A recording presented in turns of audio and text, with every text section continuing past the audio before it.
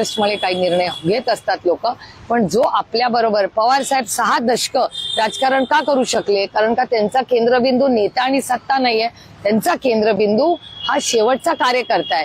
पवार साहेबांची खासियत अशी आहे की त्या शेवटच्या कार्यकर्त्याला ते नावाने ओळखतात आणि आमचा पक्ष आदरणीय पवार साहेबांच्या विचारांनी चेहऱ्यांनी चालतो आणि ते माझ्यासारखे परिवारवाद नाही.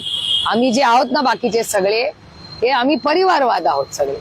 ते स्वतः स्वयंभू आहे, त्यांनी स्वतःच्या कष्टाने पक्ष उभा केलेला आहे. त्यामुळे ते असतील, मुलायमसिंगजी असतील, लालू प्रसाद साहेब असतील, हे सगळे स्वतःनी विश्व उभं केलेले नेते आहेत, विचारधारा उभा केलेल्या आहेत. त्यामुळे आम्ही हे सगळे परिवारवादचे हे सगळे प्रॉब्लेम्स येतात. जे स्वतः असतात ना त्यांना असलं कधी काही टेन्शन नसतं, कारण का त्यांनी स्वतःच शून्यातून विश्व उभं केलेलं असतं. पुण्यामध्ये वाघोली आणि विमाननगर बाजूला नवीन आता बोट मिळवण्यासाठी गाडी किंवा गाडीचा लकी ड्रॉ, थायलंडला फ्री ट्रिप किंवा आपल्या जमिनी पण देतात 11 महिला. मी सांगू का, हे म्हणजे माझी इलेक्शन कमिशनची माझी कंप्लेन आहे का, तर ती आहेच. माझी विनंती आहे इलेक्शन कमिशनला की या सगळ्या गोष्टीचं कधी ना कधी हे कुठेतरी थांबलं पाहिजे, नाही तर राजकारणात चांगली लोक टिकणार नाहीत.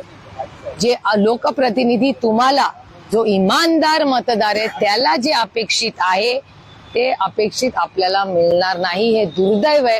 आणि ज्या लोकशाहीसाठी महात्मा गांधींसारख्या लोकांनी उभं आयुष्य आणि अनेक तुमच्या आपल्या सगळ्याच कुटुंबांनी त्या काळात स्वातंत्र्यासाठी जो लढा दिला आणि ज्या भारतरत्न डॉक्टर बाबासाहेब आंबेडकरांनी संविधान हे जगातलं सगळ्यात चांगलं संविधान दिलं, त्याच्यातून इलेक्शन कमिशनचा जन्म झाला, त्याच्यातून पारदर्शक इलेक्शन व्हावं असे जे प्रयत्न झाले, त्या प्रयत्नातून जे काही उभं राहिलं ते सगळं जर पारदर्शक इलेक्शन झालं नाही आणि अशा गोष्टी झाल्या तर हा देश उद्ध्वस्त होईल.